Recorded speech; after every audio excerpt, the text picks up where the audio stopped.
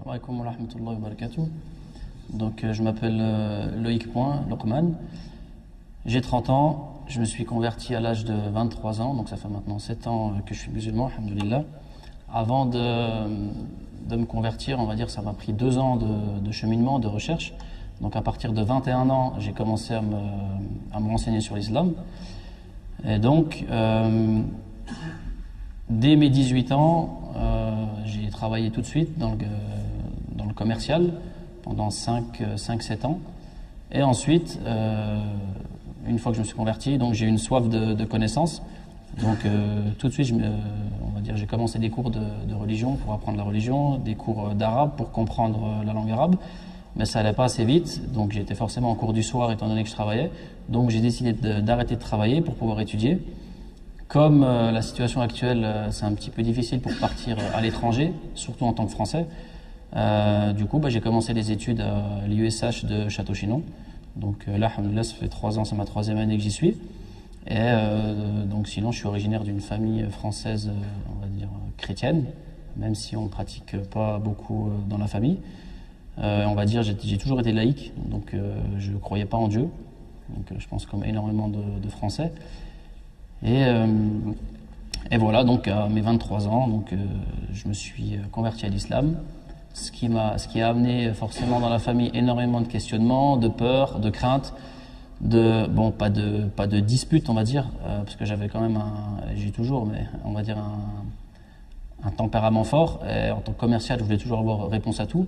Donc bien entendu, comme je me suis auto-convaincu que l'islam était la vérité, donc j'avais trouvé réponse à toutes mes questions. Et je savais que quand j'allais me convertir, j'avais déjà idée de toutes les questions qui allaient venir des personnes de mon entourage. Donc j'avais déjà les réponses en tête. Et forcément, elles sont arrivées. Et de fil en aiguille, de question en question, il y a toujours d'autres questions qui viennent. Entre-temps, c'est vrai qu'il y a eu pas mal d'attentats, il y a eu la guerre, ce qui se passe actuellement. Donc ça a soulevé d'autres questions, etc. Donc toujours obligé de se justifier. Et alhamdoulilah, j'ai pas attendu non plus que les gens ou que ma famille viennent à moi pour leur expliquer mes choix et qu'est-ce qu'était la religion. Et donc là, au bout de 6 ans, donc là, on va dire, ça va faire 5 mois que le livre est sorti, à peu près. Si je peux avoir un Ouais. Donc, notre rencontre, Inch'Allah, ça va autour de ce livre. Ce livre, donc, il est en français, comme je l'ai dit tout à l'heure. Donc, certes que la première question que peut-être on peut poser à Norman, pourquoi il a écrit ce livre? C'est parce qu'il a essayé de développer dans un premier temps. Quelle est la chose qui l'a motivé à écrire ce livre? Et ce livre, Inch'Allah, sera disponible à notre mosquée. Donc, on l'a commandé. Il sera là, Inch'Allah, d'ici ce week-end, Inch'Allah, pour tout délivrer en bas, Inch'Allah. Donc, si tu peux commencer par ça, Inch'Allah. Pourquoi ce livre? Ok. Donc, une fois que je me suis converti, effectivement, les premières années, donc on va dire la famille proche, il y a eu beaucoup de discussions, d'explications. Malgré les peurs, voilà, alhamdoulilah, on n'a jamais brisé les liens de famille, mais tout le temps, j'expliquais. Et j'ai une famille très nombreuse, et vous savez très bien que la famille proche, donc les frères, sœurs, parents, on a des contacts réguliers, mais les cousins, cousines, les oncles, les tantes, il y a des gens des fois qu'on ne voit pas depuis 5-10 ans, c'est dur de les voir, et surtout avec les personnes âgées. On ne peut pas venir comme ça au bout de 5-6 ans et dire « Ah bah oui, je me suis converti, on ne s'est pas vu depuis 10 ans, voilà ce qu'est l'islam, écoute-moi, assieds-toi, je vais te parler pendant 2 heures, je vais t'expliquer ce qu'est l'islam. » Les gens, ils n'acceptent pas. Déjà un musulman, c'est dur, mais alors un non-musulman, il n'a pas envie d'entendre ça. Donc j'avais aussi le souci d'expliquer, parce que j'entendais les rumeurs dans la famille, il s'est converti, il est comme ça, il est devenu extrémiste, il s'est fait embrigader, etc., etc. Donc il fallait que je trouve des réponses. Et on ne peut pas aller voir toute la famille, j'ai une famille, on est peut-être plus de 100 en tout, on ne peut pas aller voir tout le monde comme ça. Donc je me suis dit comment faire pour pouvoir leur expliquer. Donc effectivement, les personnes que j'avais en face à face, on peut. Mais même dans la discussion, ça ne dure pas 2 heures. Et en une discussion, on n'a pas le temps de penser à tout ce qu'on veut dire. Donc le livre, ça a été un moyen de pouvoir prendre le temps, de pouvoir expliquer, préparer et on va dire détailler au maximum tous les sujets que je voulais traiter, expliquer. Et vous savez comment est l'être humain, le fait de faire un livre, on va dire officiel, que ça soit voilà En plus, il est vendu, donc, comme il a été édité, il est vendu dans des librairies, il est vendu à la FNAC. Donc, voilà, la famille, c'est un petit peu, il y a ce côté prestigieux. Moi, personnellement, je voulais pas faire, je m'en fiche de faire un livre. Mais ce côté prestigieux, je savais que la famille, ils allaient le lire. Donc, il y a quelqu'un qui écrit un livre, peu importe ce qu'il a écrit, qu'est-ce qu'il a mis dedans. Donc, c'est, voilà, par curiosité, effectivement. Et, comme on va dire, les gens qui ne me connaissent pas, bah forcément, on lit un livre, bon, quand l'auteur il parle de sa mère, de ses frères, de son oncle, de sa grand-mère, etc., on ne connaît pas. Mais quand c'est votre famille, tout le monde se connaît dans ma famille. Donc automatiquement, quand il y en a un qui le lit, et que dedans il voit que je parle d'un tel, un tel ou une telle, tout de suite il sait de qui je parle. Et on se reconnaît. Donc ça veut dire que, bah, vous savez comment ça fonctionne, le téléphone arabe, hein, c'est pareil chez les Français. Donc tout de suite... Vous avez un téléphone aussi Ouais, ça fonctionne bien. Tout de suite, en fait, ils se contactent et ils disent, ben, regarde ce qu'il a dit ça, il a dit ça. Et, alhamdoulilah, il y a quand même beaucoup de gens qui ont acheté le livre, qui l'ont lu. Et c'était le but, c'est que maintenant, donc, j'ai pu quand même, alhamdoulilah, par la grâce d'Allah, casser des préjugés. Donc sur la religion, sur le prophète, alayhi salatu wassalam, et aussi sur mes convictions. Et au moins maintenant, on va dire, ça ouvre le débat. Parce que qu'on le veuille ou qu'on le veuille pas, le débat islamique, il est là. Hein. On regarde à n'importe quel média, on parle de l'islam, on critique, etc. Donc, en tant que musulman, bah, soit on esquive le sujet, mais soit on y répond. Donc, le livre, c'était vraiment pour pouvoir toucher, entre guillemets, toutes les personnes de la famille, d'une manière autre que par la discussion, parce que par la discussion, on ne peut pas parler aux gens qui sont loin. Et même, je prends en l'occurrence ma grand-mère, qui a plus de 80 ans, je peux pas lui dire assieds-toi, et là j'ai mis 120 pages dans le livre, je peux pas lui dire 120 pages en ayant toute son attention, et même moi, je vais oublier des choses dans la discussion. Donc là, c'était l'occasion de pouvoir faire les choses et de laisser une trace aussi. Donc voilà le pourquoi du livre. Est-ce que ce livre, le but c'était pour peut-être le présenter plus pour ta famille, ou pour les non-musulmans, ou pour les musulmans eux-mêmes, un petit peu pour tout le monde? C'était quoi l'idée principale? L'idée numéro 1, c'était pour ma famille. Donc je suis le premier, on va dire, musulman.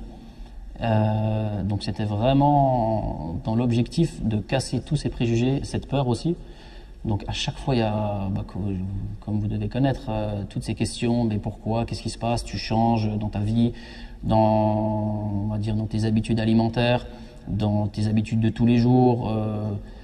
Donc il y a forcément qu'il y a un impact sur la vie. Alors bien sûr qu'il est mieux, il est beaucoup plus sain, mais il y a eu tellement une propagande de peur autour de l'islam qu'on doit prendre le temps de casser ces préjugés. Et donc on va dire dans un premier temps c'était pour la famille. Et le fait qu'il soit édité, vous savez très bien que chaque personne convertie ou chaque personne qui revient à l'islam, c'est toujours par un moyen différent. Donc pour nous musulmans, ça nous fait un rappel. Ça nous montre que, alhamdoulilah, il y a toujours moyen et que tous les chemins qui mènent à l'islam sont différents. Donc je me suis dit, ça pourra aider des gens et des personnes aussi converties qui peut-être qui vivent ce même cheminement et des fois des contraintes, parce que c'est pas toujours facile, on se rend pas compte, peut-être à les aider. Donc alhamdoulilah. Le titre de livre, pourquoi je me suis converti à l'islam? Si tu peux, le livre, je pense qu'il répond à cette question. Oui. Et si tu peux nous répondre à cette question, sachant qu'on a acheté le livre même. Mais on essaiera de comprendre le cheminement et le parcours que tu as eu, Inch'Allah, avant que tu embrasses l'islam, avant que tu deviennes musulman, et jusqu'au nos jours. Inch'Allah. Donc comme j'ai dit dans la présentation, donc jusqu'à 21 ans, donc je me considérais comme laïc, alors de famille chrétienne, mais j'ai jamais cru en Dieu. Et à cette question-là, on m'aurait posé la question qu'est-ce que la religion? J'aurais dit je sais pas. Personnellement, je vis très bien sans religion. Donc côté professionnel, alhamdoulilah, ça avait très bien marché. Donc je gagnais très bien. Donc je travaillais en Suisse, j'étais commercial. Alhamdoulilah, je gagnais beaucoup d'argent, j'avais un prestige, j'avais évolué, donc j'étais gérant, j'avais 20 personnes sous ma responsabilité. Donc mine de rien, même si on dit non, ça touche pas, c'était quand même un petit prestige. Donc tout allait bien, j'avais une belle voiture, un appartement, etc. Donc la religion, à ce moment-là, j'aurais dit tout ce qui m'intéresse, donc l'argent, le pouvoir entre guillemets, je l'ai. Donc ça va bien. Et un jour, donc j'attendais un ami, donc marocain, chez lui. Et pendant que je l'attendais, il y avait une petite pile de livres donc à côté du siège, et il y avait un livre en tête où il y avait une femme voilée qui était dessus. Donc moi j'ai pris le livre comme ça, en l'attendant, j'ai tourné le livre, j'ai même pas eu le temps de lire 2 lignes qu'il est arrivé. Elle me dit bah tiens tu regardes, bah vas-y prends-le, tu liras. Et moi j'ai dit non mais moi je lisais jamais, donc j'aimais vraiment pas lire. Donc j'ai dit non c'est bon, c'était juste en t'attendant, j'ai pas besoin de prendre le livre. Elle me dit si prends-le. Bon je me suis retrouvé avec le livre. Donc maintenant voilà. Ah oui, alhamdoulilah. Donc je me suis retrouvé avec le livre et j'ai commencé à le lire. Bon je l'ai lu assez rapidement. Donc forcément le livre il parlait du sujet de la femme en islam. Donc c'est normal, il était axé sur comment la femme devait se comporter dans la vie vis-à-vis de Dieu, vis-à-vis de sa famille, vis-à-vis de son mari. Donc moi en tant qu'athée, je connaissais aucune femme musulmane voilée, femme musulmane pratiquante, et aucun musulman, on va dire, pratiquant dans mes connaissances. Donc j'avais aucun, on va dire, aucun modèle, voilà, où je pouvais confirmer les propos du livre. Donc je commence à lire le livre et je découvre des valeurs de pudeur, de respect, de chasteté, de respect, de fidélité vis-à-vis de son mari, vis-à-vis de la famille également, d'obéissance. Alors j'avais bien compris que le livre, comme il était orienté sur la femme, c'était pas un livre misogyne. Je me doutais bien qu'il devait y avoir aussi le livre pour l'homme. Donc j'avais conscience que c'était vraiment axé pour la femme. Donc plus je lisais, plus je me disais, bah effectivement c'est beau, oui c'est bien, mais ça n'existe pas des femmes comme ça. Le livre est beau, tous les préceptes sont beaux, mais bon, trouver une dans la réalité, ça n'existe pas. Mais le livre est bien. Et donc, toujours en tant qu'athée, à ce moment-là, moi, les seules choses que je connaissais de l'islam, c'était la télévision. Donc, je pensais que le voile, bon, déjà, je ne connaissais aucune femme voilée, et aucune personne ne m'avait expliqué qu'est-ce qu'était l'islam. Donc, même dans mes collègues musulmans, il n'y en avait pas beaucoup qui vraiment pratiquaient, et ceux que j'avais, ils m'avaient jamais dit un jour, écoute, tu sais ce que c'est l'islam? C'est comme ça, voilà ce qui se passe, c'est pas que pour les Arabes, c'est pour tout le monde. Personne ne m'avait dit ça. Donc, l'islam, c'était pour les Arabes, c'était leur religion, et c'est tout. Donc, je découvrais ce livre, et effectivement, à la fin du livre, j'arrive rapidement à la fin du livre, je me dis, bah, effectivement, le livre est beau, j'ai trouvé rien à redire dedans. Effectivement, en tant qu'homme, bah, avoir une femme vraiment qui est comme ça, c'est le top du top, mais ça n'existe pas. Donc, je redonne le livre à mon collègue. Voilà. Et suite à ça, je lui redonne le livre et il me dit tu l'as aimé, bah tiens, prends le deuxième. Et il me donne un autre. Et là je lui dis non mais attends c'est bon, moi c'était juste un livre, je te le redonne c'est tout. Et il me dit non prends-le celui-là, tu verras il est vraiment bien. Et ce deuxième livre c'était La Tahzan de Shir Qarni, donc ne sois pas triste. Et comme le titre l'indique, ne sois pas triste, il traite de toutes les tristesses que l'être humain peut rencontrer dans sa vie. Être humain tout court, musulman et non musulman. Et donc en tant que non musulman, athée à cette époque, donc on a forcément été triste. Donc on trouve des remèdes, donc que ce soit aussi bien en France dans un pays laïque que d'un point de vue musulman, tout le monde va essayer de trouver des remèdes à la tristesse. Il y en a qui marchent, il y en a qui ne marchent pas. Donc moi, toute ma vie, j'avais été triste, j'avais des exemples autour de moi de personnes qui avaient été tristes, et dans ce livre, il va traiter tous les aspects, que ce soit aussi bien de la tristesse liée à la perte de l'argent, à la perte d'un être cher, à l'infirmité par exemple, à un coup de cœur, donc dans les sentiments, etc. Tous ces sujets ont été traités et à chaque fois que je lisais, l'auteur il faisait toujours référence à Dieu, donc Allah, comme c'était écrit dans le livre, au Coran, en citant toujours des versets du Coran, et au prophète, alayhi salatu wassalam, avec des hadiths, donc des paroles du prophète, alayhi salatu wassalam. Et des fois, il venait éclairer avec des exemples contemporains, des exemples de maintenant. Et donc, comme moi j'avais été triste, plus j'avance dans le livre, chaque sujet de tristesse, alors si je les avais vécus personnellement, je revois ces sujets, je me dis effectivement, si j'avais suivi les conseils de l'auteur, bah, c'est clair que j'aurais pas été triste, j'aurais évité ça. Et plus j'avance, plus je me dis effectivement, il a toujours réponse à tout. Alors des fois c'est le sujet d'exemple de la vie contemporaine, des fois c'était le Coran qui avait raison, des fois les hadiths, donc à chaque fois il trouvait réponse à tout. Et donc il y avait aussi les sujets comme l'alcool, la cigarette, la drogue, etc. Et donc même si moi par exemple j'avais jamais été, on va dire, confronté à vraiment des malheurs ou des pertes d'être cher liés à l'alcool ou à la cigarette, on a tous autour de nous entendu des histoires de gens, des morts brutales, des jeunes qui sont morts liés à l'alcool, à la cigarette. Et en tout cas, les seuls qui appliquaient la tolérance zéro, bah, en tout cas, c'est dans le livre. Donc effectivement, on se revoit et je me pose des questions. Je me dis, effectivement, si moi j'avais un frère ou quoi qui est mort à cause de l'alcool ou quoi, est-ce que j'aurais pas préféré qu'il applique la tolérance zéro et j'ai encore mon frère, que, soi-disant, au nom de la liberté de faire ce qu'on veut, en attendant, moi j'ai plus mon frère et je suis triste. Et vice-versa, dans les liens conjugaux, on est tous témoins de personnes qui divorcent ou qui font de l'adultère, etc.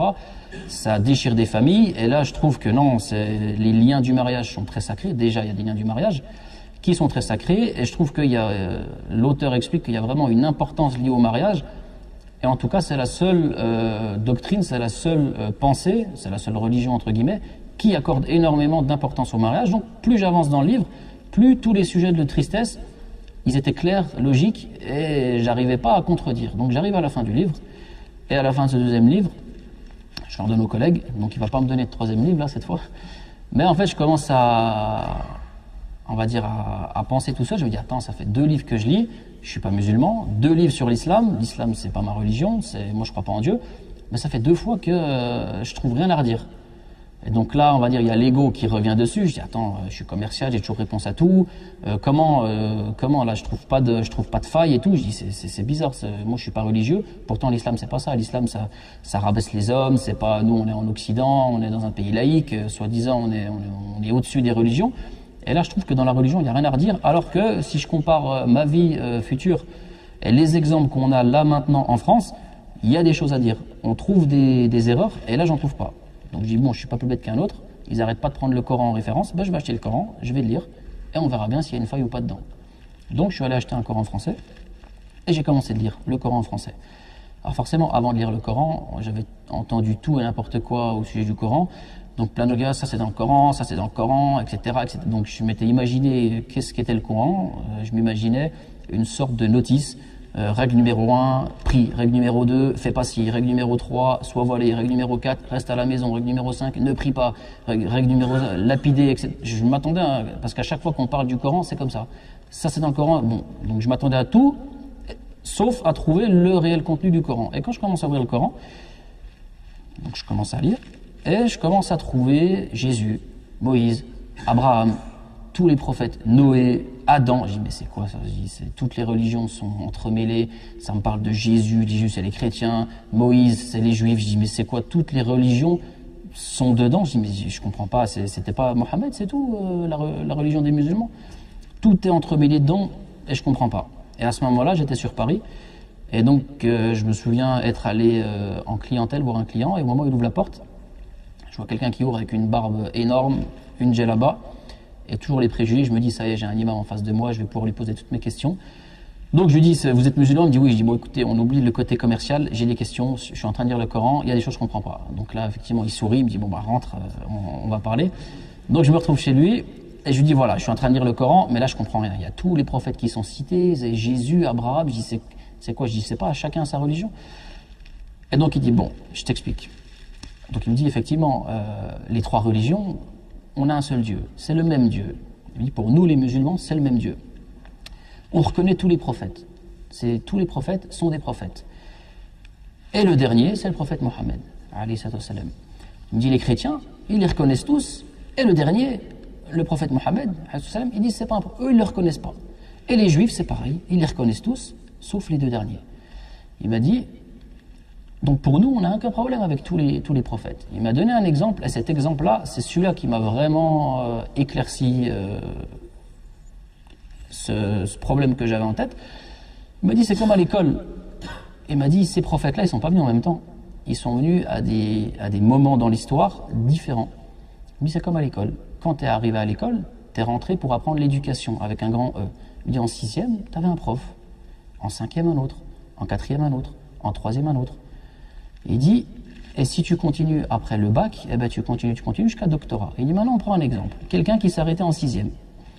Le 2e, il s'est arrêté au bac, et le 3e, il s'est arrêté au doctorat. Il dit, c'est 3 êtres humains. Les 3, ils ont reçu de l'éducation. Sauf qu'il y en a un, il s'est arrêté en 6e. Donc il y a 2 profs qu'il n'a pas eu. Celui pour le bac, et l'autre au doctorat. Celui du bac, il a eu les 2, sauf le dernier. Et le doctorant, il a eu les 3. Si les 3, ils se retrouvent comme ça dans une salle, ils commencent à parler. Le doctorant, lui, il n'a aucun problème, il a fini son cursus, il dit, c'est oui, j'ai eu les 3 profs, tout va bien. Sauf qu'à chaque fois, je suis allé plus loin dans l'apprentissage, effectivement. Celui qui a le baccalauréat, il dit, bah, effectivement, moi j'ai eu les 2 premiers, mais toi, le doctorant, je sais pas, il y a 8 ans que j'ai pas derrière. Et celui qui est en 6e, bah, moi j'ai la 6e, il y en a 2 que j'ai pas, etc. Il m'a dit, ils vont pas se contredire, ou alors en tout cas, ça serait illogique qu'ils se contredisent. Non, non, toi c'est faux ce que tu as appris, toi c'est faux, etc. Et il dit, bah, pour nous les musulmans, c'est la même chose. On reconnaît tous les prophètes, sauf que chaque prophète est venu en son temps, chaque prophète a son peuple, mais au fur et à mesure, les sociétés ont évolué, l'intellect de l'être humain a évolué, c'est pour ça que Dieu faisait venir un prophète. Toujours, le prophète n'a pas dit mon prédécesseur, non, il m'a dit, si tu veux, c'est des collègues. C'est comme dans l'enseignement, c'est des collègues les professeurs, ils vont pas se contredire les uns les autres, sauf qu'il y en a un qui va de plus en plus loin. Et donc son exemple-là, bah, il était super clair. Donc je lui dis, ouais, donc en fait pour vous c'est facile, les musulmans, vous avez aucun problème, tout le monde est prophète, tout est beau, tout est rose. Alors effectivement il a souri à ce moment-là, il me dit, bah oui, nous on n'a aucun problème. C'est les autres qui ne veulent pas le reconnaître, le dernier ou les 2 derniers prophètes.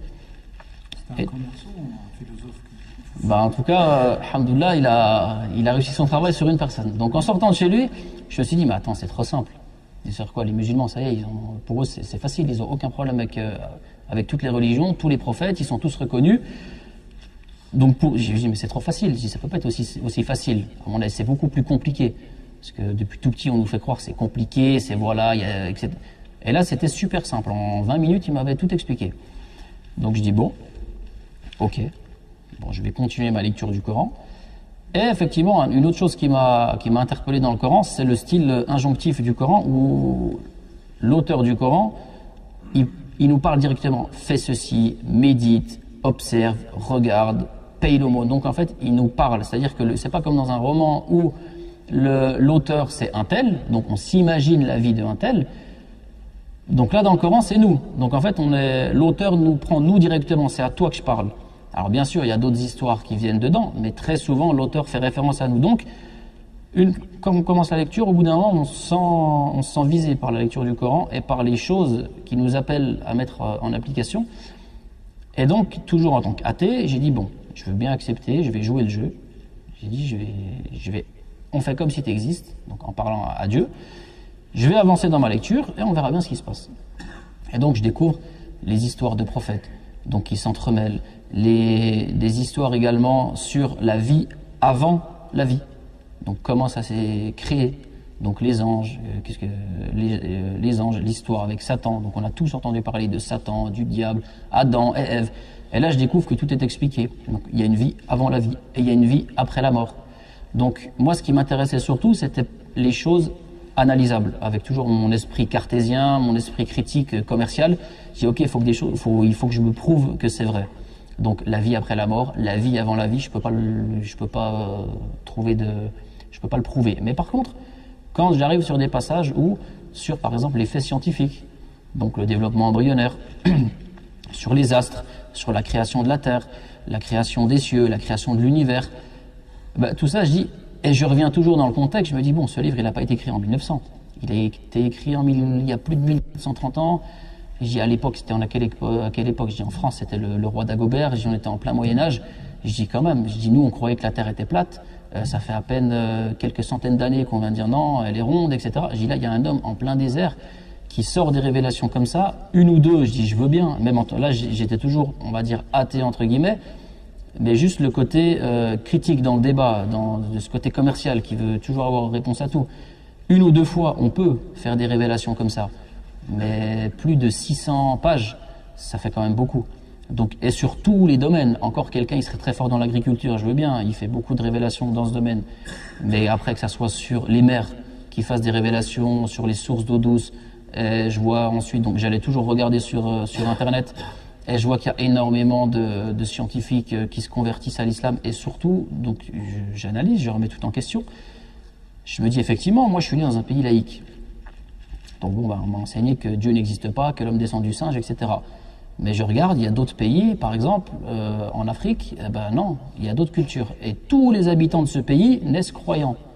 Je regarde, au Japon, c'est pareil, il y a une autre culture. Tous les habitants de ce pays, ils naissent et ils ont la même croyance. Je dis, bon, en fait, est-ce que moi, j'ai réellement choisi de ne pas croire?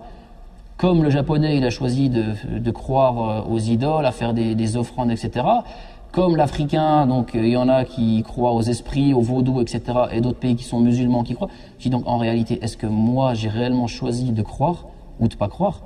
Je dis non, je dis moi j'ai jamais choisi, on m'a dit c'est comme ça et comme ça. Donc là je commence à remettre en question, on va dire, ma croyance, athée entre guillemets, et je me pose des questions. Je dis mais attends, il y a quand même beaucoup plus de croyants et des scientifiques, je dis quand même les musulmans, ils sont 1,5 milliard sur Terre, les chrétiens, ils sont 1 milliard et plusieurs millions. Je dis, ils sont tous croyants. Il y a des scientifiques, il y a des astronautes, il y a des chefs d'État. Et je dis pourquoi ils lâchent pas leur religion si soi-disant la science a prouvé que la religion c'était pas ça. Je dis il y a quand même un truc. Je dis je veux bien que dans les 1,4 milliard de musulmans, ça soit pas tous des lumières, mais quand même. Il y en a, ils sont super intelligents. Et je dis, alors il leur manque quoi dans leur vie? Parce que nous, depuis tout petit, on dit ceux qui ont besoin d'une religion, c'est des gens faibles. Il faut qu'ils s'accrochent à quelque chose, donc ils ont créé des religions. Souvent, c'est ce qu'on nous enseigne. Je dis donc, alors, ils sont passés à côté de quoi? Et je me dis, c'est pas logique.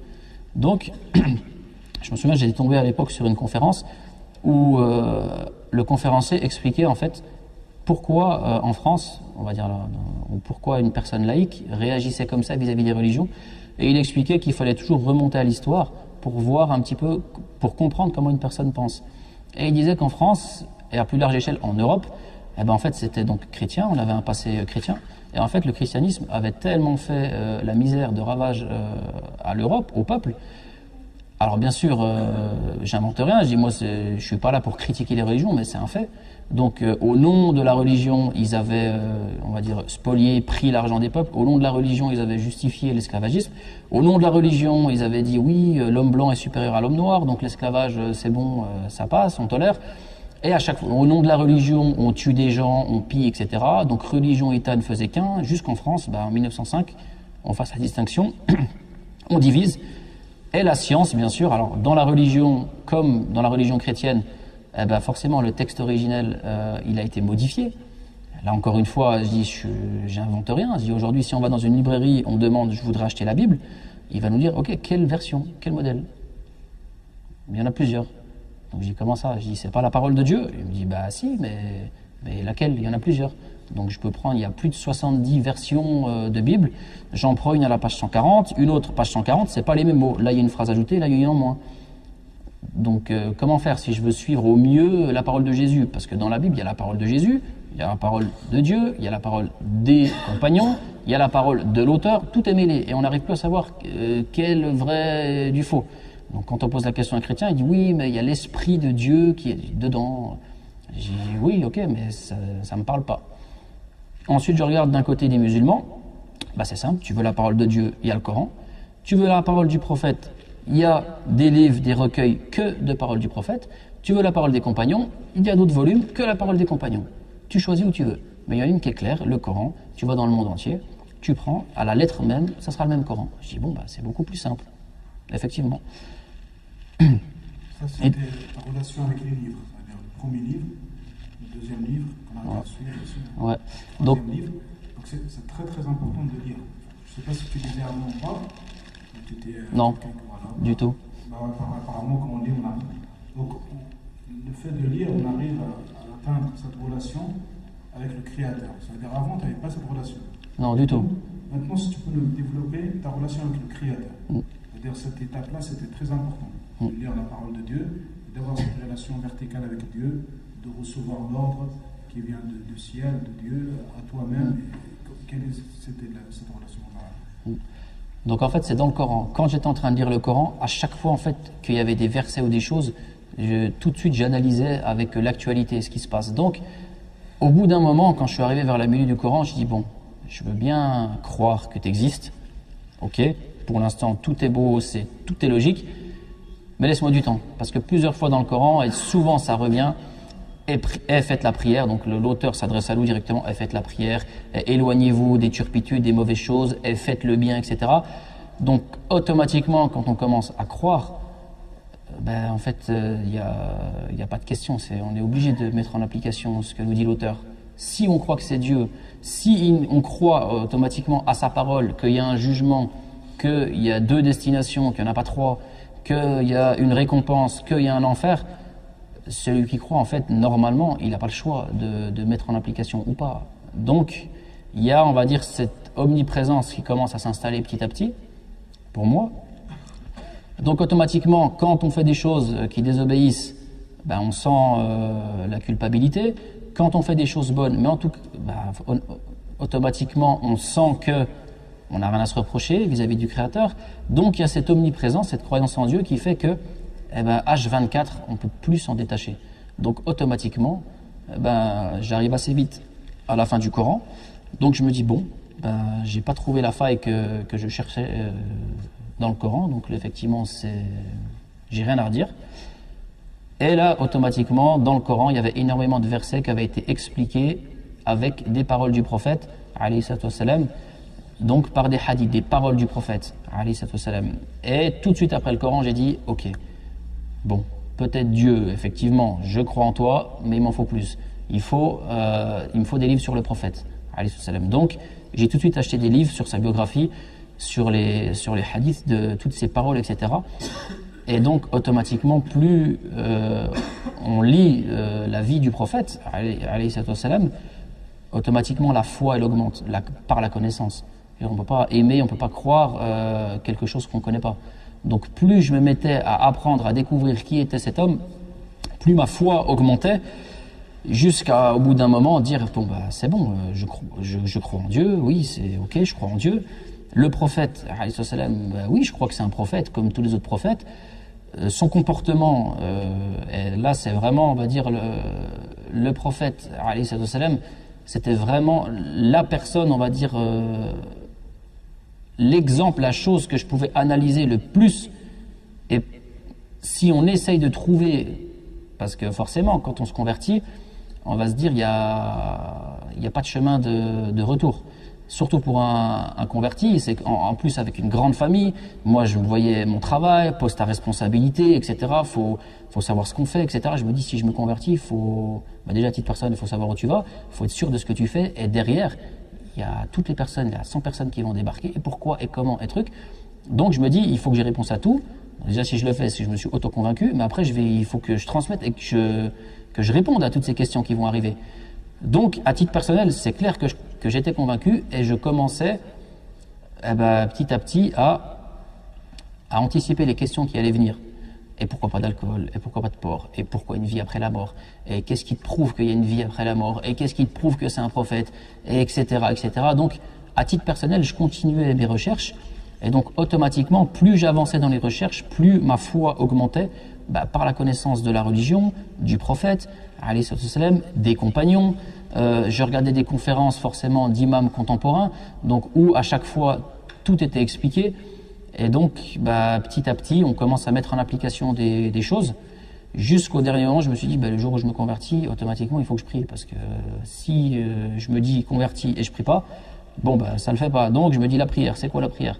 Pourquoi 5? Et pourquoi comme ça? Et pourquoi ci? Et pourquoi ça? Et pourquoi on bouge le doigt comme ça? Donc, j'avais un ami à l'époque qui priait. Je lui dis, mais pourquoi tu pries? Pourquoi tu fais ça? Il me dit, écoute, avec tes questions, j'en sais rien. Moi, pourquoi je fais ça avec les doigts? Il dit, va voir l'imam. Moi, je peux pas j'en sais rien. Il dit, je le fais parce que c'est comme ça, mais je peux pas te répondre. Et je voulais pas faire une chose si je la comprends pas.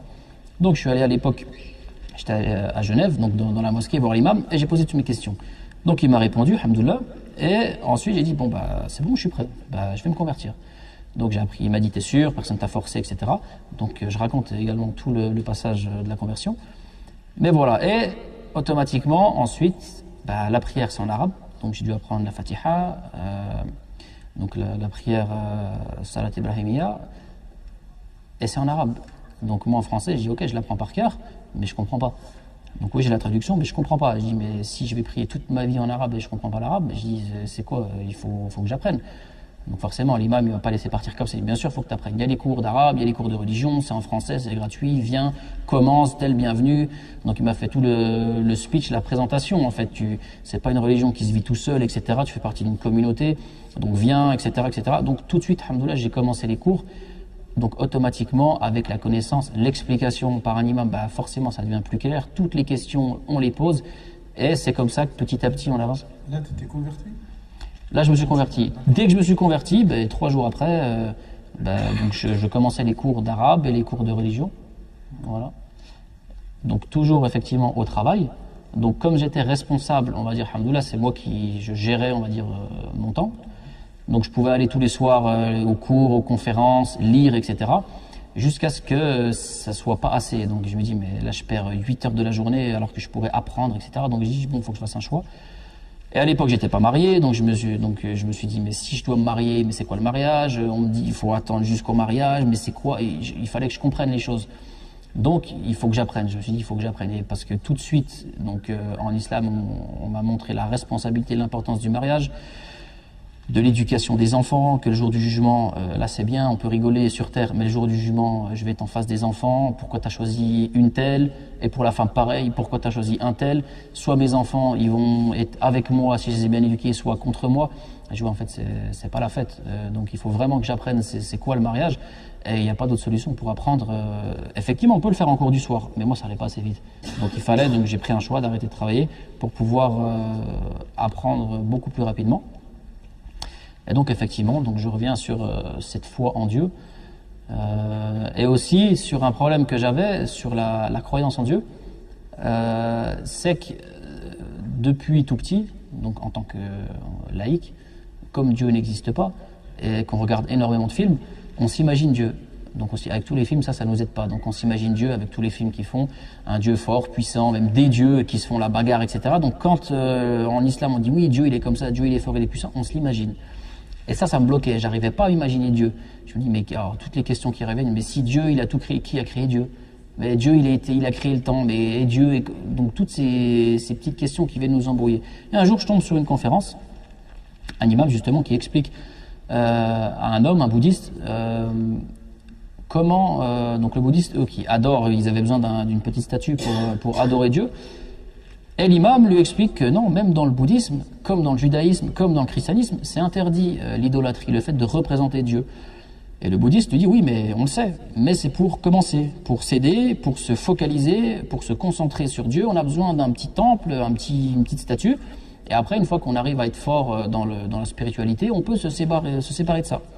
Donc l'imam lui dit, bah, à ce moment-là, c'est nul, parce que dès le début, tu dis aux gens de faire de l'idolâtrie, et après tu dis non, maintenant, il ne faut plus en faire. Donc il dit à ce moment-là, les musulmans, bah nous, alhamdoulilah, on a tout compris, parce que dès le début, il n'y a pas de représentation. Et il lui dit, comment tu t'appelles? Donc moi, j'ai oublié le nom de l'hindou, mais on va prendre un prénom comme ça. Il dit, je m'appelle Paul. Il dit, ok Paul. Il dit, bon bah Paul, tous les mois, imaginons que tu vas donner 100 € à un petit Sri Lankais pour ses études. Donc tous les mois, tu lui donnes 100 €. Le Sri Lankais, il ne connaît pas. Il ne te connaît pas, il t'a jamais vu. Il reçoit 100 € tous les mois, avec lesquels il peut acheter des livres, etc., des fournitures scolaires. Et donc tous les mois, il dit, bah merci Paul. Et tu lui reçois 100 €. Donc il est content, 1 mois, 2 mois, 3 mois. Merci Paul. Puis un jour, sur sa table, il y a un cafard qui passe. Et lui, il attrape le cafard, il le met dans une boîte. Et à partir de maintenant, bah Paul, c'est le cafard. Donc il dit, bah merci Paul, c'est toi le cafard. Et là, l'imam, il regarde l'autre, il dit, est-ce que tu serais content que ce petit Sri Lankais, il dise merci Paul en prenant un cafard? Donc il avait compris, il dit, bah non. Il dit, bah c'est la même chose avec Dieu. Il dit, toi, tu veux pas qu'on te représente par un cafard? Et Dieu, le créateur de tout, regarde, tu le représentes comme Bouddha ou comme une autre chose. Et tu crois pas qu'il va être vexé? Il a dit, si tu n'as que son nom, contente-toi de son nom. Il dit, on ne te demande pas de l'imaginer. Il s'appelle Dieu, tu l'appelles Dieu. Il s'appelle Allah, tu l'appelles Allah. C'est tout. Et quand j'avais vu cet exemple, effectivement, l'esprit, on va dire, cartésien, donc laïque, qui veut je crois que ce que je vois, effectivement, il n'arrive pas à comprendre ça. Et dès que j'ai vu cet exemple-là, j'ai dit, mais ok, c'est clair. Bon, bah, il s'appelle Dieu, ok, j'arrête, je me l'imagine pas, de toute façon, je peux pas. Et donc, avec plein d'autres exemples que je découvrais dans mes recherches. Donc il y a effectivement des exemples qui disaient donc l'esprit de l'être humain il est limité, l'esprit de Dieu il est illimité. Comment tu peux concevoir de cerner une chose avec un esprit limité qui lui-même est illimité? Il dit on n'arrive déjà même pas à regarder le soleil ici sur Terre en live, et toi tu veux essayer de voir le créateur du soleil. C'est impossible, on peut pas. De la même manière, il y avait j'étais tombé sur une histoire où, parce que souvent les athées, c'est toujours ce qui revient, ah bah si Dieu existe, bah vas-y, ouvre la mer en deux, fais des miracles, etc., ou bah qu'il se montre, et puis on le verra. Mais en réalité, c'est pas des questions pour être convaincu, c'est plutôt l'orgueil qui dit non, mais de toute façon j'y crois pas. Donc moi en tout cas dans mon cas, alhamdoulilah, c'était clair, il y a un Dieu, on a son nom, on se contente de son prénom. Et tous les exemples que je trouvais dans le Coran, en tout cas, ils étaient applicables. Et quand j'ai commencé à voir la vie du prophète, alayhi salam, surtout là, à l'heure actuelle, avec toutes les choses que j'entendais sur lui, eh ben, je me rendais compte que non, en réalité, n'importe qui, de musulman ou de non-musulman, étudie la vie de cet homme, il est obligé d'admettre que c'était le meilleur des hommes que la terre ait porté. Et donc moi, il y a aussi une chose qui m'a, enfin j'ai fait une petite, forcément je pensais, tout ce que je découvrais sur lui, j'analysais, etc. Et je me dis, bon ok, soi-disant aujourd'hui, on est dans la société, on est au top de l'avancée scientifique, on est au top de l'intelligence, soi-disant. Je dis, les présidents, ils dépensent des millions et des millions pour faire une campagne présidentielle. Ils contrôlent les médias pendant la campagne présidentielle, sur toutes les chaînes, il y a la campagne. On met en avant tous les atouts d'un tel. Il y a toute une campagne, les gens ils vont dans les villes, etc. pour le peuple, pour prouver que sa campagne c'est la meilleure. Il passe président. Quelques mois après, il y a toujours des gens qui déchantent. Eh ben non, finalement, j'aurais pas dû voter pour lui, lui non, j'y crois pas, etc., etc. Et souvent, après, on découvre des histoires de fausses factures, d'escroqueries, des scandales sexuels, etc. Il y a toujours des choses comme ça qui arrivent. Pareil pour les cinéastes. Les cinéastes, avec les moyens qu'ils ont, ils arrivent à faire des films énormes, des budgets de plusieurs millions. Pendant 2 heures, on peut être à fond dans le film, on arrive à pleurer, ils arrivent à émouvoir les gens. Quelques heures après, quelques jours après, on oublie le film et on passe à autre chose. Les écrivains, la même chose. Ils arrivent à faire, ils ont des doctorats, c'est des professeurs, ils peuvent s'unir, faire le meilleur livre. Au mieux, ils auront quoi? Des millions et des millions de ventes. Ils recevront des titres, des best-sellers. Mais quelques jours, quelques mois, quelques années après, le livre, on l'oublie. Là, je dis quand même, sois honnête. Il y a 1400 ans, il y a un homme qui sait ni lire ni écrire, qui a commencé, pas à écrire, à dicter comme ça des paroles. Une ici, une là. Pendant 6 mois, il n'en dit pas. Et il reprend pendant 23 ans, dans le désordre. La dernière année, d'un coup, il les aligne toutes, et c'est que du par cœur. Les plus de 650 pages, tout dans l'ordre, sans écriture. Là, déjà moi, là j'ai fait 120 lignes, je ne les ai pas apprises par cœur. C'est impossible de tête à dire des phrases dans le désordre, et ensuite, sans en annuler, en revenant, en disant non, non, attends, je me suis trompé. C'est impossible à remettre dans l'ordre que de mémoire. Lui, il va le faire pendant 23 ans, la dernière année, tout dans l'ordre. Déjà ça, je me dis, c'est impossible. Et c'est pas tout. 1400 ans après, plus d'1,4 milliard de personnes suivent ce livre. Pas seulement disent, c'est un beau livre, ils l'appliquent. Ça veut dire qu'il y a des règles, il y a un mode d'emploi, il y a tout dans ce livre. Donc, je me dis, ok, dans tous les musulmans sur Terre, c'est pas tous des lumières, ça d'accord. Mais il y a quand même des chercheurs, des astronautes, des médecins, des avocats, des chefs d'État. Je dis quand même, ok, je veux bien croire, comme on me dit, que les religieux, ils ont besoin de ça pour se raccrocher à quelque chose, ils ont peur, à chaque fois on dit, ah, t'as une religion, c'est que t'as peur de quelque chose. Je dis quand même, il faut être honnête, 1,4 milliard de gens, ils ont tous peur. Au jour d'aujourd'hui, dans tous les domaines, tous les pays confondus, aucun être humain, aucun cinéaste, aucun président n'arrive à le faire là maintenant. Donc, même d'un point de vue athée, on est obligé d'admettre que ça a été le livre qui a eu le plus d'influence. Et si, comme ils le disent, c'est l'auteur du Coran, le prophète, c'est le meilleur auteur que la Terre ait connu. Je me dis, budget de propagande, budget d'impression, 0 €. Donc je dis, et tout simplement, c'est impossible. Après, il faut être logique, il faut revenir. Je me dis, mais non, c'est impossible. Donc ça, j'avais eu cette réflexion pendant la lecture du Coran. Et je me dis, non, n'importe qui de logique, c'est impossible. Ou alors, même s'il est athée, il est obligé de dire que le livre qui a eu le plus gros succès sur Terre, c'est le Coran, et que l'homme qui a le plus d'influence, parce qu'au jour d'aujourd'hui, trouver un homme qui fait et qui, par ses conseils, ses recommandations, est suivi par 1,4 milliard de personnes, c'est le seul. C'est le seul, parce que même si on peut regarder les chrétiens, ils n'appliquent pas les préceptes que Jésus leur a transmis. Donc je me dis, mais c'est trop. Donc après, automatiquement, si ça vient pas de lui, si un simple humain ne peut pas faire ça, c'est que ça vient pas de lui. Et c'est aussi une chose, c'est qu'aucun être humain sur Terre, quand il a un succès comme ça, n'a dit, c'est pas moi l'auteur de ça. C'est pas dans la nature de l'être humain. J'avais vu une conférence, l'imam disait, mais l'être humain, juste, il a une simple augmentation à son travail, il prend une chaise, il change et il prend une chaise en cuir. Là, il a tout, on lui a apporté sur un plateau la richesse, la gouvernance, les femmes, il a tout refusé. Et à chaque fois de dire, c'est pas moi l'auteur de ce livre, c'est pas moi l'auteur de ce livre. À chaque fois de répéter ça. Mais au bout d'un moment, je me dis, faut l'écouter. S'il le dit, Je dis, ça correspond pas à la nature de l'être humain. Et surtout quand on analyse les conseils et les recommandations du prophète alayhi salam aux gens, que ça soit aussi bien du point de vue familial que d'un point de vue du voisinage, d'un point de vue dans la société civile, comment vivre même pendant la guerre. Parce que bien sûr, tout le monde, même dans l'histoire, on a analysé la guerre, comment ça fonctionne la guerre. Même dans la guerre, il n'y a pas un homme qui a fait la guerre avec autant de miséricorde que ça. Alors même si maintenant on veut, on va dire, diaboliser l'islam, etc., faut arrêter. Juste l'histoire, on se rend compte que juste les États-Unis lancer une bombe atomique, ça on l'oublie, mais quand même, on parle de terrorisme, personne n'a fait ça. Lancer une bombe atomique sur un pays, on n'en entend plus, comme si c'était fini. Je dis mais personne n'a fait ça. Que ça soit le christianisme, ce qu'ils ont fait au nom de la religion, etc. Alors je sais bien que c'est pas puisé dans la religion, mais en tout cas l'homme du prophète, alayhi salam, toutes les recommandations qu'il a faites, je trouve aucune faille.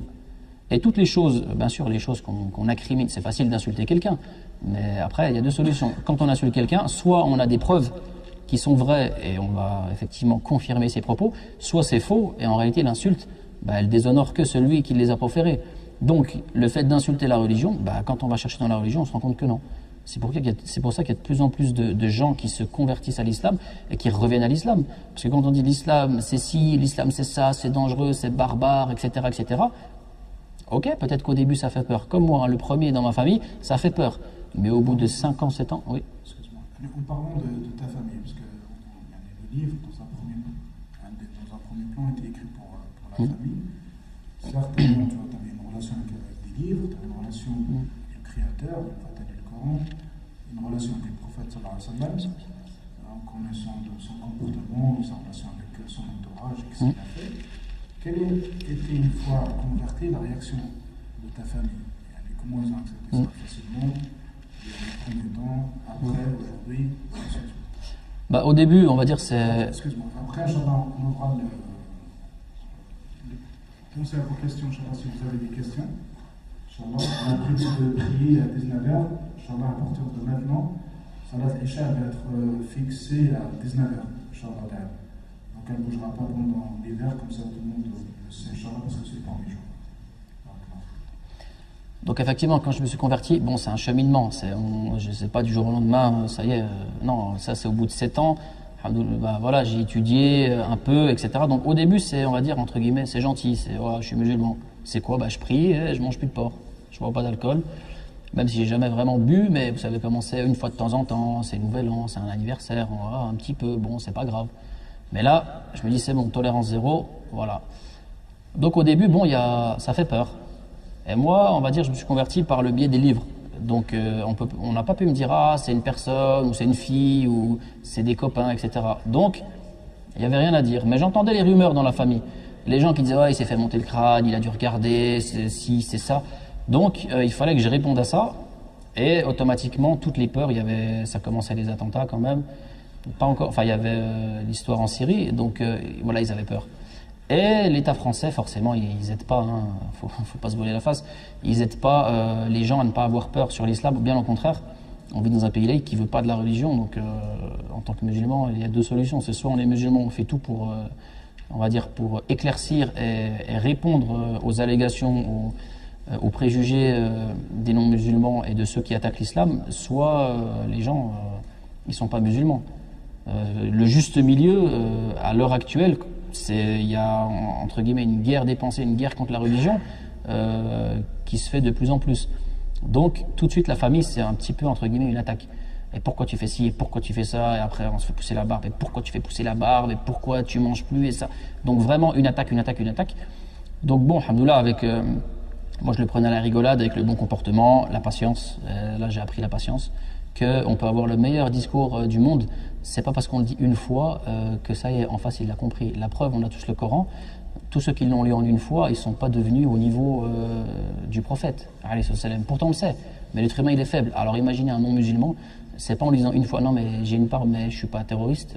Ah ouais, ok, c'est bon, merci, tu m'as rassuré. Non, ça demande du temps. Et ça demande aussi de le prouver. De le prouver comment? 1 an, 2 ans, 3 ans, 5 ans. De voir que non, qu'on rigole toujours, qu'on est là, etc., etc. Et que le comportement, il change. Parce que, et effectivement, quand maintenant, 7 ans après, on pourrait questionner ma famille, énormément, je pense que la plupart des gens diraient, ben, au début, on a eu énormément peur, mais en te voyant, en suivant ton cursus, effectivement, tu nous as rassurés, etc. Mais même à l'époque, quand j'ai dit que je voulais partir à l'étranger étudier, ça y est, c'était à 2 doigts de me dénoncer, de dire ça y est, hein, qui veut partir ou quoi. Donc heureusement que tout ce que je faisais, j'expliquais tout à ma famille proche. Donc je leur expliquais. Même pas pour les convaincre, mais juste je leur disais, je veux que vous sachiez ce qui se passe dans ma tête. Comme ça, vous allez, comme ça, même si vous l'acceptez ou pas, et je sais que vous l'acceptez pas, au moins vous savez ce qui se passe, j'ai la tête sur les épaules, mais voilà, comme ça, il n'y a pas de, on va dire, il n'y a pas de flou. Et c'est ce que j'ai fait. Et alhamdoulilah, avec le temps, on va dire, ils se sont, on va dire, calmés. Il y a de moins en moins de peur. Et le fait que j'étudie, que voilà, que, alhamdoulilah, enfin, que j'étudie maintenant en Château-Chinon, c'est-à-dire dans une structure, ça rassure. Parce que quand on étudie, mais que nulle part, on se dit, mais attends, mais tu étudies nulle part. Et d'un autre côté, avec les campagnes qui font de prévention, le gouvernement, attention, signe de radicalisation, il se pousse la barbe, changement de tenue vestimentaire, changement alimentaire, etc. Mais en fait, ils décrivent simplement un musulman. Donc, si vraiment le musulman il pratique la religion, il est dans le, voilà, tenue vestimentaire, etc. Donc, voilà, il y avait énormément à faire, à casser les préjugés et sur le temps. Il n'y a que le temps pour prouver que c'est la vérité. Voilà. Maintenant, je vais là pour les frères et les sœurs qui ont des questions sur ce qu'on a dit, sur les choses peut-être qu'il n'a pas dit. Comme c'est là, on peut la Je vais vous poser une question. En fait, c'est une question. Est-ce que vraiment la conversion que vous avez eue a vraiment révolutionné votre vie, en sachant qu'aujourd'hui, l'islam est au centre du spectre médiatique en France, surtout en France? Vous voulez des réponses là-dessus? Ok, je répète la question parce que je sais que sur les vidéos on a la réponse, on n'entend jamais la question. Donc le frère il pose la question, est-ce que ma conversion à l'islam ça a vraiment révolutionné, changé ma vie? Mais bien sûr, d'ailleurs je comprends, on ne pourrait pas dire non, parce que ça change du tout au tout. Donc déjà sur les habitudes alimentaires, sur ma relation avec la famille, sur la relation avec Dieu. Donc là je suis passé d'une philosophie de il n'y a pas de vie après la mort, fais ce que tu veux sur terre et accomplis tes passions, trouve des passions et fais-les au maximum. À l'inverse, il y a une vie après la mort et fais attention, tu vas être jugé. Il y a des péchés et les péchés c'est pas forcément ceux que en tant que laïc on nous a dit. Maintenant il y a un créateur qui nous dit voilà moi ce que je te dis c'est ça les péchés et c'est ça le bon comportement. Et au fond de nous bien sûr que toutes les choses bonnes que j'avais au fond de moi que j'avais reçues dans l'éducation elles sont confirmées dedans. Toutes les mauvaises choses, elles sont appuyées et il y en a d'autres qui viennent, etc. Donc bien sûr que ça change au tout au tout. Moi j'étais commercial, je gagnais beaucoup d'argent, j'avais un poste à responsabilité, etc. À cette époque-là, on m'aurait dit mais c'est quoi la vie? J'aurais dit c'est ça, et même gagner encore plus. C'est gagner le plus d'argent pour avoir le plus de biens matériels, pour avoir une belle maison. Donc vraiment de la vie ici-bas, un maximum. Quitte à, c'est pas grave si on escroque 2 ou 3 personnes. Parce que là, bien sûr qu'on le dit, alors soi-disant une éthique, oui, en commerce, il ne faut pas mentir, etc. Mais vous savez, ça c'est dans les livres. En réalité, tous les formateurs ou quoi, ce qu'il faut, c'est faire du chiffre, etc. Que la personne, qu'elle le veuille ou pas, il faut faire du chiffre. Alors que là, je passe du tout au tout. Donc bien sûr qu'il y a un changement dans la vie et il y a une responsabilité qui vient. Donc juste un exemple simple, relation homme-femme. Même à l'heure actuelle, on regarde même les dirigeants, les maires, les ministres ou les présidents, c'est pas des modèles. Je regarde dans la religion, ah non, c'est super important, tu vas être jugé là-dessus. Tu respectes ta femme, tes enfants, tu leur transmets l'éducation, tu vas rendre des comptes à ton créateur, parce que même dans la tristesse que tu vas infliger aux gens, tu vas rendre des comptes. Et on a en plus un modèle qui l'a fait de la meilleure des manières. Alors maintenant, je me tourne vers les laïcs, qui sont entre guillemets nos modèles, ou les stars, etc. Mais c'est tout l'inverse, et même les non-musulmans le disent.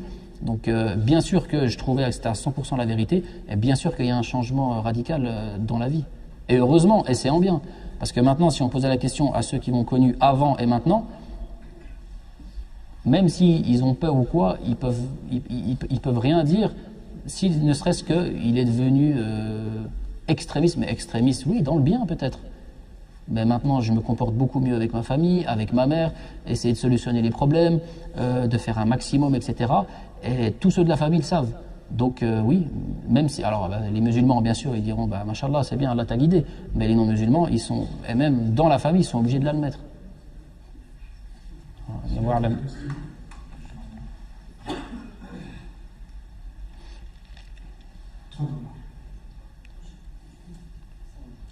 Salam.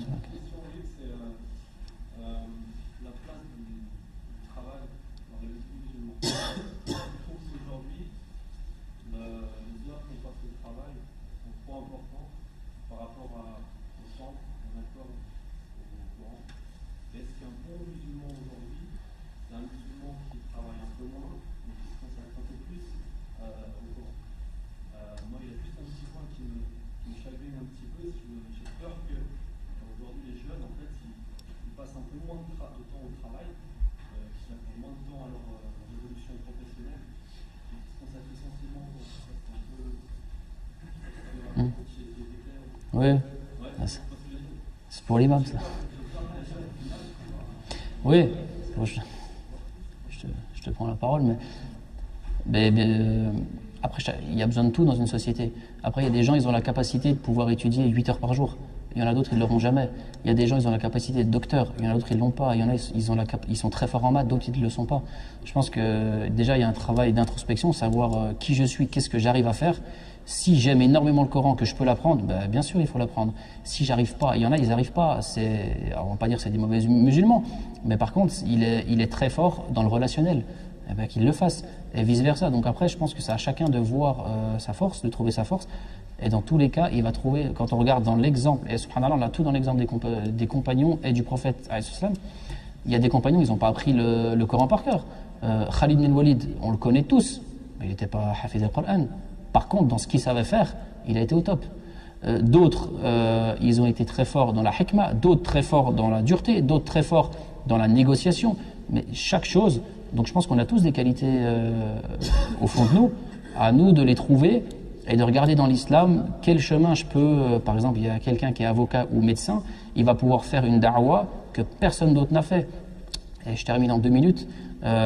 Quand on était à Château-Chinon, il y a 2 ans maintenant, je vais le prendre un exemple parce que c'est un très bon exemple, quand Mohamed Ali, rahimullah, il est mort, un frère de Château-Chinon nous a fait un très beau rappel en disant Mohamed Ali, on sait qu'il faisait de la boxe, que la boxe c'est pas conseillé en islam, mais il était musulman et au nom de ses convictions, il s'est toujours battu et il a toujours fait pour l'islam, il s'est toujours battu pour propager l'islam et corriger les préjugés de l'islam. Et il a dit, il a fait une da'wa que les plus grands savants au monde, musulmans, ne pourront jamais faire.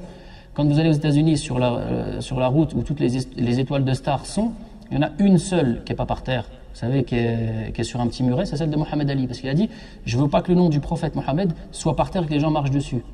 Mais au jour d'aujourd'hui, jamais ils mettront sur Hollywood, à côté de Marilyn Monroe, de Lady Gaga, l'étoile du plus grand savant musulman. Mais ils ont mis celle de Mohamed Ali. Donc pourquoi ? Parce qu'il s'est battu pour ses convictions. Donc même lui, il a dit à la fin de sa vie, il dit, je sais que l'islam, que j'ai battu George Foreman en Afrique, ça va rien changer pour moi jour du jugement. Ça, c'était pour moi dans la dunya. Il dit par contre, maintenant ce qu'il faut que je fasse, c'est des œuvres de bien, ce que j'ai fait. Mais par contre, ce qu'il a fait, même si c'était pas au top du top, il s'est toujours battu sur tous les plateaux télé. On lui posait des questions sur la boxe, il répondait sur l'islam, il répondait sur le voile, il répondait sur la présence d'Allah subhanahu wa ta'ala. Donc, peu importe où il était, il essayait de pratiquer. Je pense que si chacun fait ça dans notre échelle, peu importe le domaine où on est, alhamdoulilah, on se ferait pas écraser comme à l'heure actuelle. Allahu a'lam. Par rapport à tes questions, c'est juste, il faut savoir une chose, que l'islam c'est une religion pour l'humanité et qu'on est différents.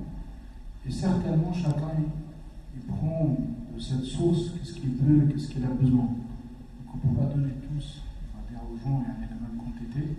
Le plus important que chacun il doit se développer sur son chemin vers Allah subhanahu wa ta'ala, en tout cas de prendre le chemin et de continuer dans ce chemin au Barman. S'il y a une dernière question, Inch'Allah. Oui. Vous avez parlé au début de votre livre, c'est-à-dire pour les convertis, par rapport aux relations avec la famille. Je ne sais pas que c'est à chacun de trouver son chemin, la manière de régler l'affaire avec sa famille elle-même. Donc je répète la question, vous avez dit, donc oui, vous m'avez posé la question, est-ce que c'est pas à chacun de trouver son chemin, donc sans en fait que nous, enfin moi dans mon cas, que j'intervienne? Bah non, c'est comme avec les enfants, c'est comme si on dit, est-ce que vous pensez pas que l'éducation, c'est à chacun de la trouver et qu'en tant que parent, on la transmette pas? Non, je pense que c'est l'inverse. Quand on est convaincu d'une chose, on la transmet. Après l'enfant, effectivement, jusqu'à ses 18-20 ans, il va être tributaire de l'éducation qu'il a reçue. Après, c'est dès qu'il va commencer à raisonner par lui-même, il va remettre en question. Est-ce que c'est vrai ce qu'on m'a mis? Est-ce que c'est pas vrai? Est-ce que c'est vrai? Est-ce que c'est pas vrai? Moi, on m'a éduqué en tant que laïc, donc on m'a dit c'est ça la vérité. Par exemple, on m'a dit boire de l'alcool c'est bien, fumer de temps en temps c'est pas grave. Pour les relations homme-femme, fais ton expérience. On m'a dit c'est ça. Il me dit de toute façon tu vas être triste, hein. On te le dit d'avance, tu vas être triste. Mais vas-y, fais ton expérience. Et au jour d'aujourd'hui, mais c'est la plus grosse erreur. Parce qu'on regarde le fléau de notre société, en France, l'alcool, la cigarette, les relations amoureuses. Il y a des morts tous les jours. Les hôpitaux sont pleins à cause de la cigarette, l'alcool. Les gens se suicident, les violences conjugales. Pourquoi? Et les athées laïcs disent il n'y a pas de mode d'emploi pour l'éducation. C'est dur d'être parent. Ben, je réponds si, en fait, il y en a un. Mais vous ne le prenez pas, on l'a. Donc après, la question c'est, oui, moi je pense que, bien sûr, il faut inviter les gens quand on est convaincu d'une chose, et c'est pour ça que c'est ce qui nous distingue des animaux, on a la raison, on raisonne. Et dans un échange, moi je pense que ça c'est bien. La personne en face en discute, chacun apporte ses arguments, et des fois on peut se tromper. Et si on se trompe, bah, il faut prendre meilleur. En tout cas, moi je pense que c'est ma démarche. Et en tout cas avec le livre, c'est ce qui se passe maintenant, ça a ouvert le débat. Donc je ne dis pas que tout le monde est musulman, mais dans la famille. Mais au moins, il y a énormément de choses qui ont changé. Et on avait peut-être des relations familiales vraiment mauvaises. Et maintenant, en tout cas, alhamdoulilah, ça peut être beaucoup mieux. Il y a des notions de pardon qui existent, alors qu'avant, on pouvait se faire la guerre sur des générations. Bon, d'ailleurs, c'est pas chez les Français, hein, chez les Arabes aussi. Mais au moins, on a un mode d'emploi qui est présent. Alors après, on peut dire oui, c'est pas bien de... Mais si, au jour d'aujourd'hui, des gens ne nous avaient pas transmis la religion, on serait où? On ferait quoi? Comment on vivrait?